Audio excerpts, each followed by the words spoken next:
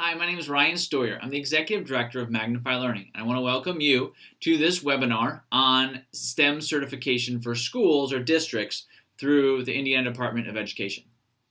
This was a live webinar, and you are watching the recording. So I just want to give you a quick note that however you're receiving this recording, we should have a link to the presentation, the Google Slides, and if you get to the Google Slides, you can get to all of the different links that are in there. But if somehow we misfire there and you miss something, the very last slide has my cell phone number and my email address. So please just shoot me a quick note and I'll make sure that you get a link to the slides and any of the resources that you're looking for, or we can just find a time to talk. I hope you enjoy the webinar. Okay, so my name is Ryan Stoyer. I'm the Executive Director of Magnify Learning. We do project-based learning professional development across Indiana, about 15 different states now. But we are based out of Indianapolis. So we are here. This is where we were born. We're actually born out of a Lilly Endowment project that went through Columbus, Indiana, UIndy, and Cell in Indianapolis. And then, it was the Big Goal Collaborative at the time in Fort Wayne. I'm not sure what it is now. It's morphed a couple of times. Amy probably knows.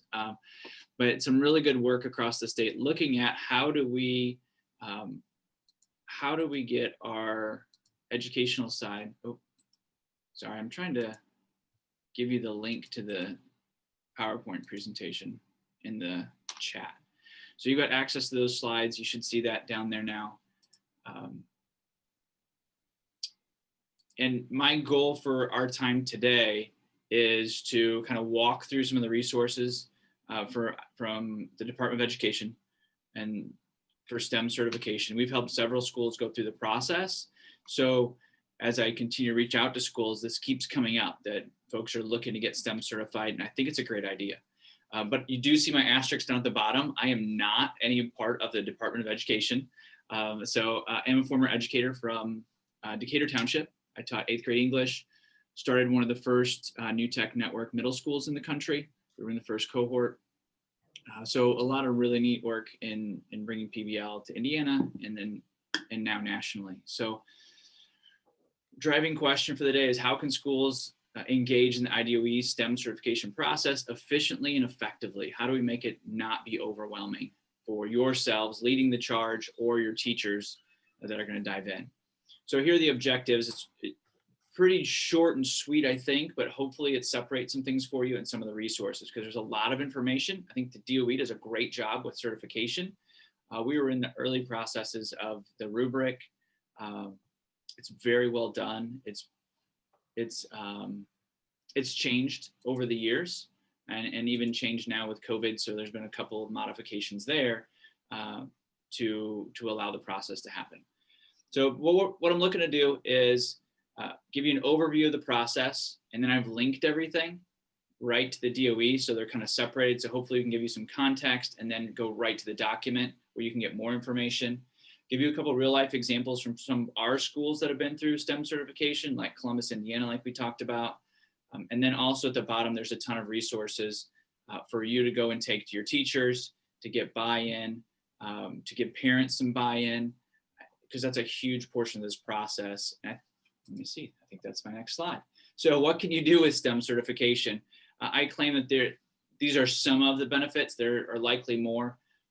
Obviously, we want our learners to know about STEM. I mean, if we're in a state where we've got positions like Andrea and Andy, where you're specifically focused on bringing STEM, obviously we've got that focus. We want our kids to have that opportunity.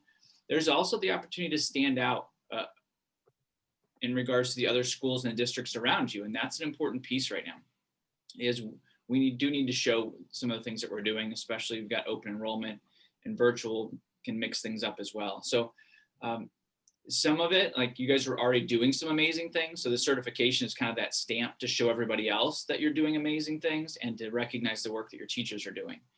Another way to use it, and this is one that Brian and I have talked about, is using it as a tangible goal to shift culture. So if you're going from a traditional model and you want to be more student-centered, the STEM certification gives you a tangible goal that you're leading towards, instead of just saying, give kids more control, give them voice and choice, which are all great ideas, but they can be nebulous for some of our teachers. So if you're trying to do a full shift, the STEM certification can be a way to lead that. And then I think the goal really is to empower students.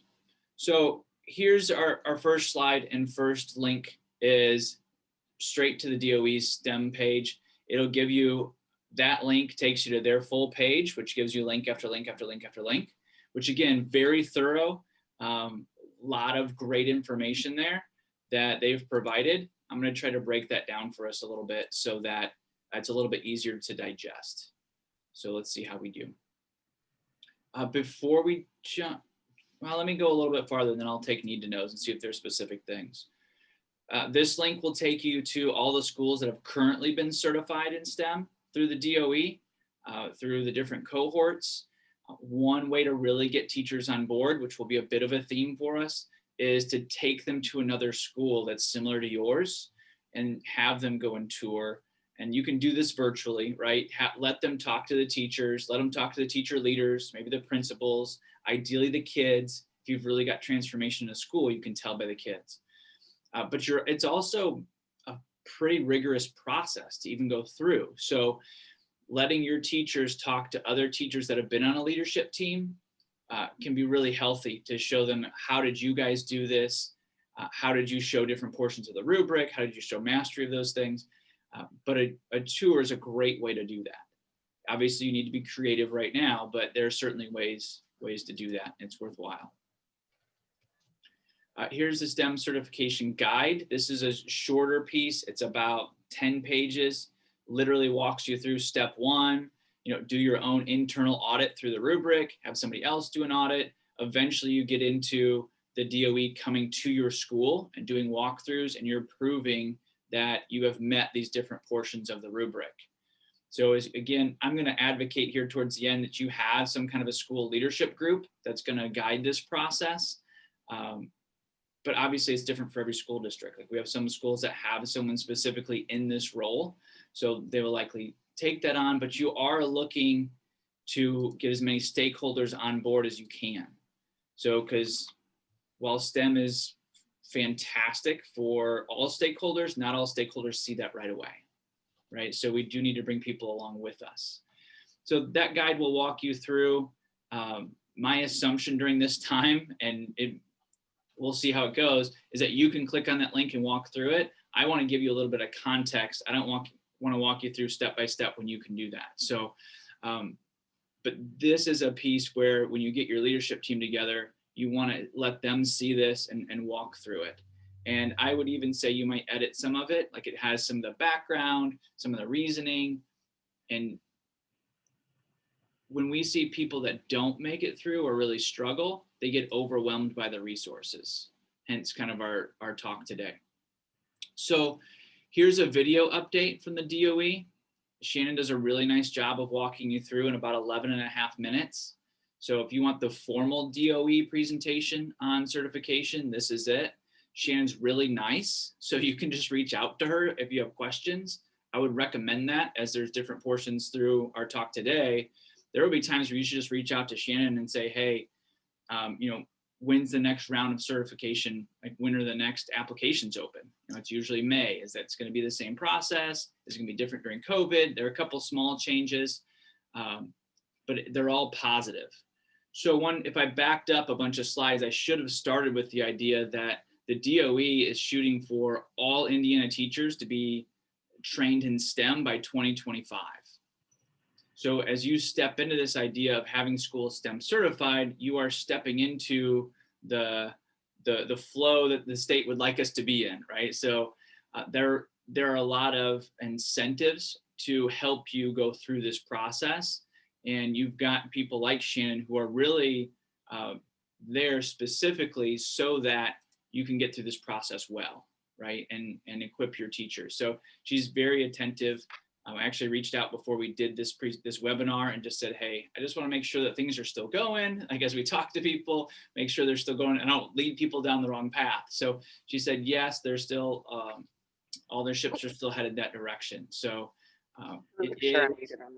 it is encouraging to have the idea that as you look towards STEM, the state's moving in the same direction. So a lot of the resources are as well.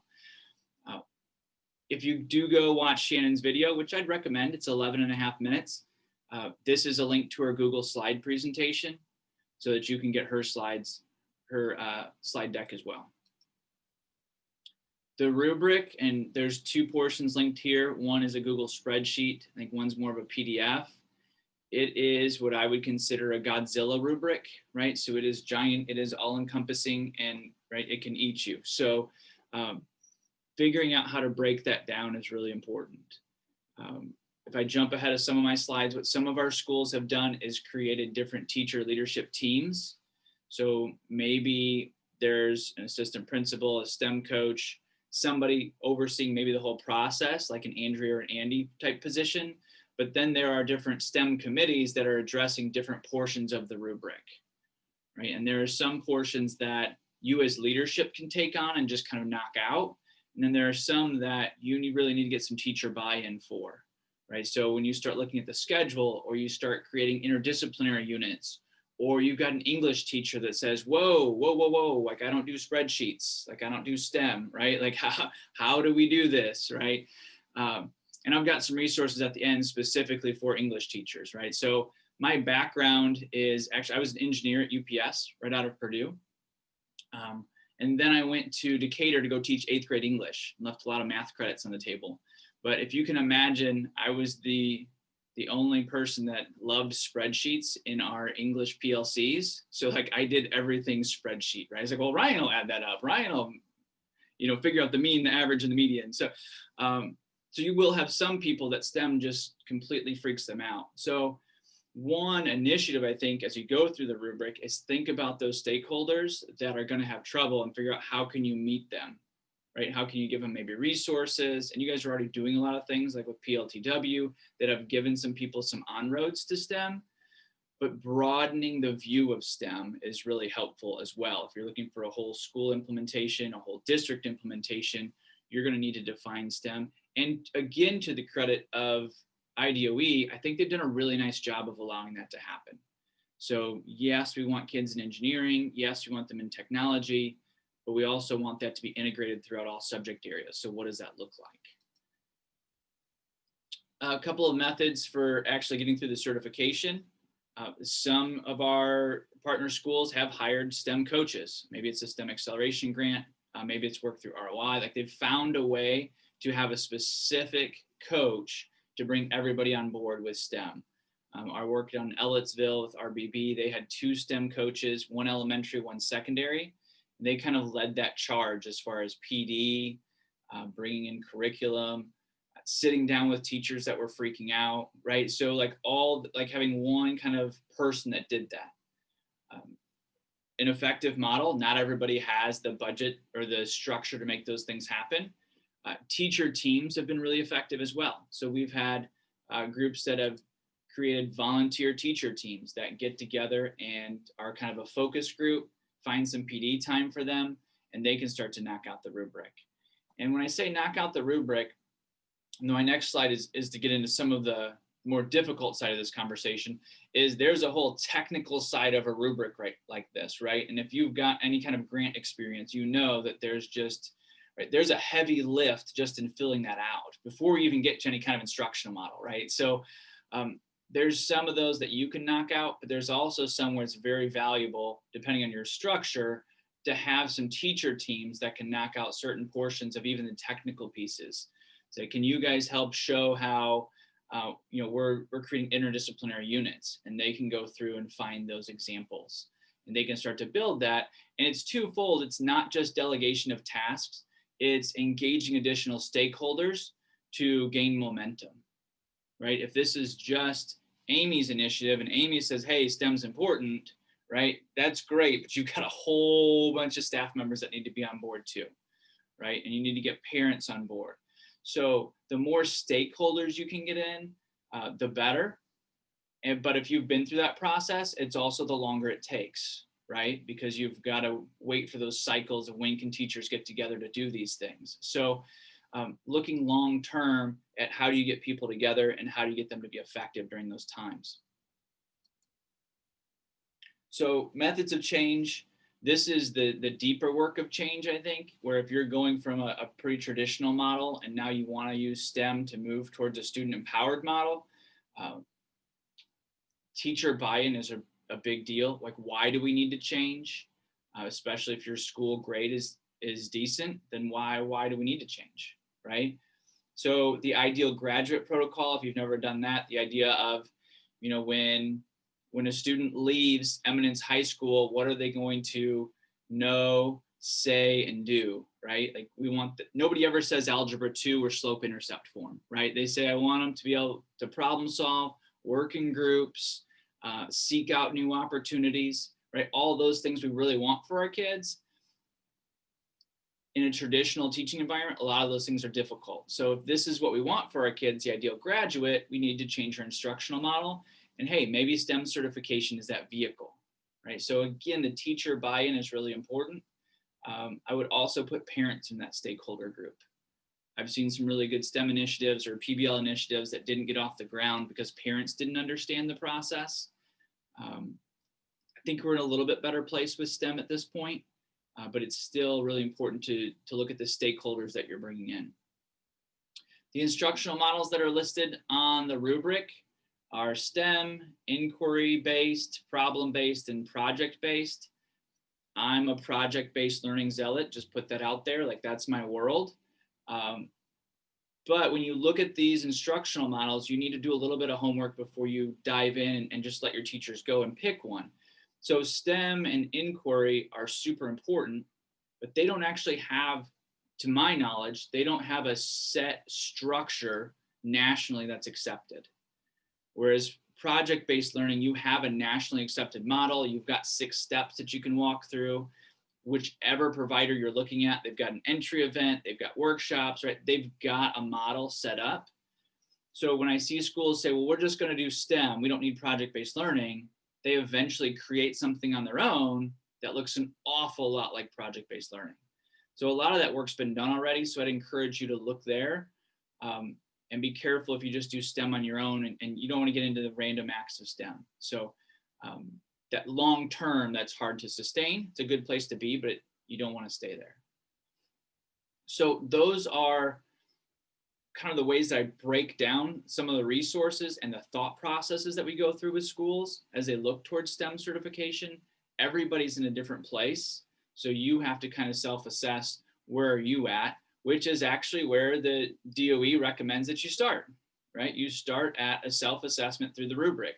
So you print off the Godzilla rubric, you set aside an hour, right? And say, I'm going to dig through this until it makes some kind of sense. Like, where are the things that are actually tangible that I can look at and do? Are we doing them or not? And I said lock yourself in a room, but I would, maybe you just pick 5 teachers to go with you, right? Teacher leaders, go ahead and pick some innovators, but also pick some of those late adopters and say, hey, would this be good for our school? If we went from a 1 to a 3, do you think that would be good for kids? And start to build the stakeholder process there. Indiana's given STEM acceleration grants in the past. Some of you probably have them now. I have not heard, if anybody has, raise your hand, but about a new round yet. Have you heard about the new ones? I have not.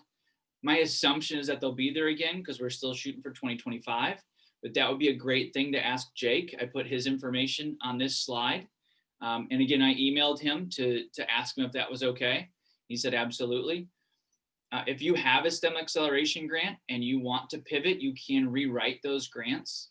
So if you didn't put STEM certification as your goal, you can rewrite those. We've had a couple schools that have written Magnify Learning into their grants after rewriting them so that we can help them get to that process. But Jake would be a great resource. Again, the DOE has done a nice job of providing resources for STEM certification. So here's a piece. I've got 2 pitch slides and then a bunch of resources, okay? So Magnify Learning, this is some of our impact. Again, we're in, I don't know, about 15 different states now. We've worked with more, but that's who we're with deeply.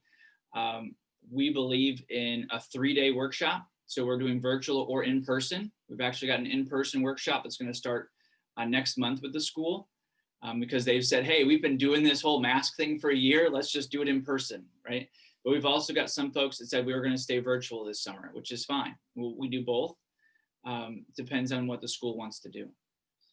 So we advocate for 3 days though, because there is a mindset that goes along with that STEM certification rubric. It's not just insert a couple of STEM lessons here or there, and then suddenly you get it. It's still a pretty rigorous process. It was more rigorous when it first came out, but it's still pretty tough. Like people do get denied.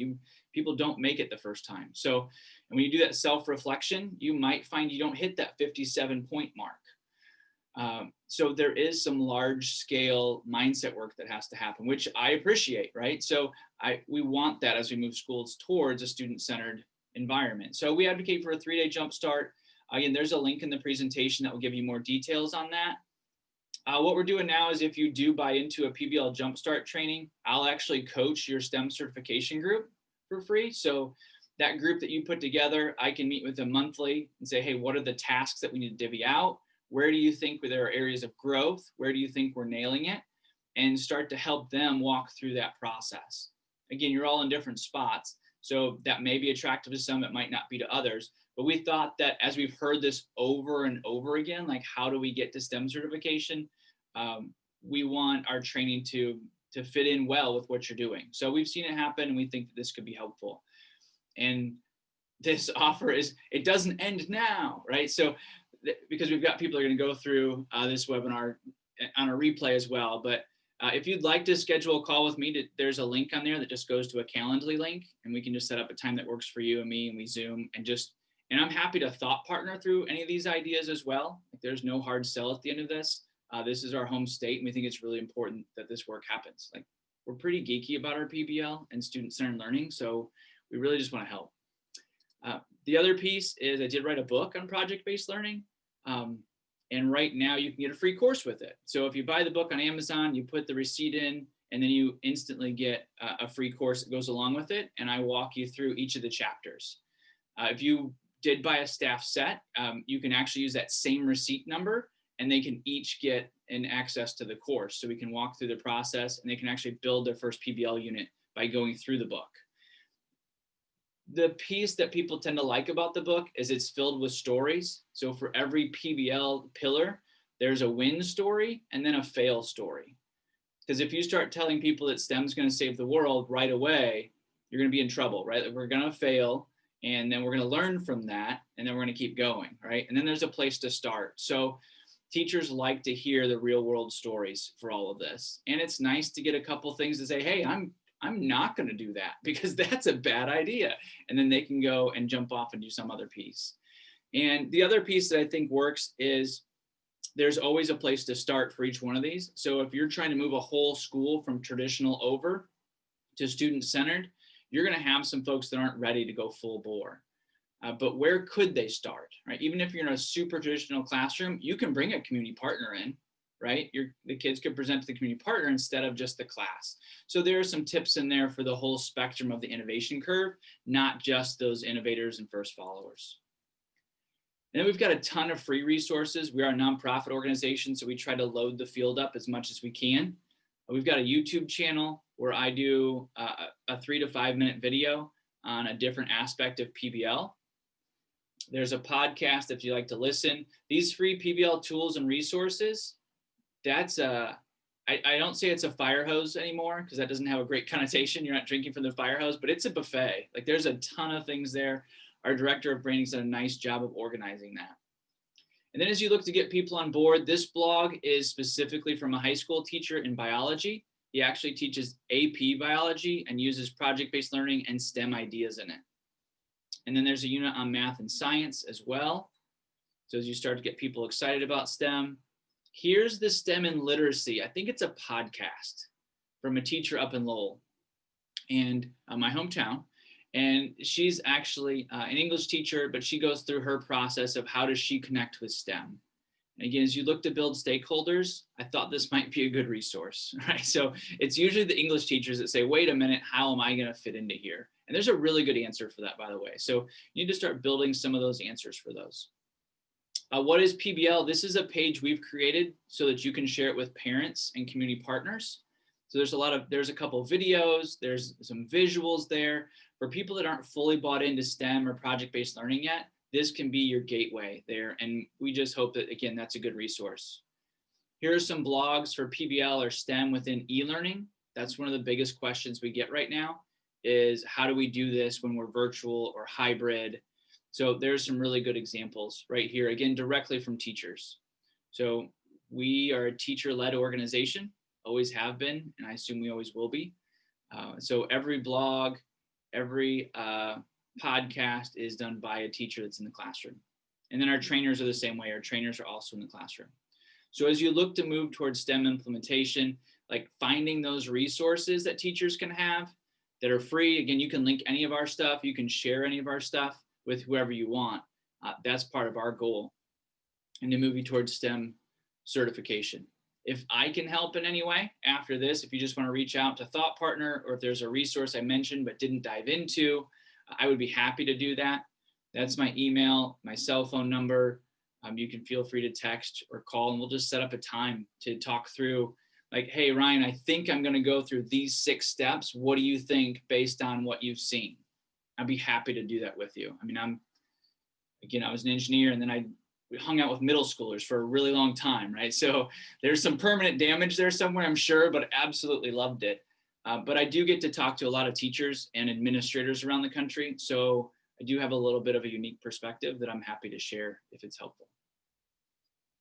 So with that, I think we said the email that we'd leave some time for Q&A. So hopefully the links in this, and let me put the slides back into the chat again. And I'm doing that because if you come in late, you can't see the other parts of the chat. So that's why I'm doing it multiple times. Again, you can take any of this and share it if it's helpful, but hopefully it lines out STEM certification for you with a little bit more context. All the links are still in there that go to the official DOE site, so you're getting information from the right place.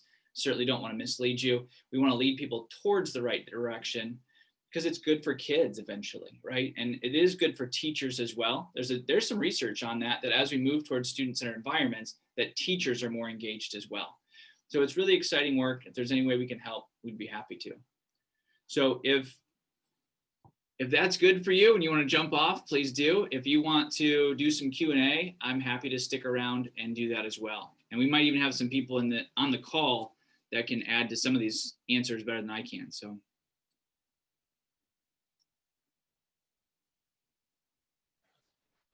I guess I'll just say something. Ryan, I appreciate you putting this on for us. I think that I will probably reach out to you as we work through the IDOE STEM certification process. Yeah, I think our corporation was very close this year. We ended up not doing it in August, just simply because we didn't have enough parent surveys, community surveys, and things like that, which dinged us on the rubric itself. But we're actually doing that this year, so we can be in contention to actually get that certification next year. Yeah, it sounds like you guys are doing the work. So it's the technical piece. It sounds like, but it's from the outside, obviously. But yeah, happy to talk through that, Andy. Yeah. Anybody else have any thoughts, or even like what part maybe stuck out and was helpful, just so we can use that with others?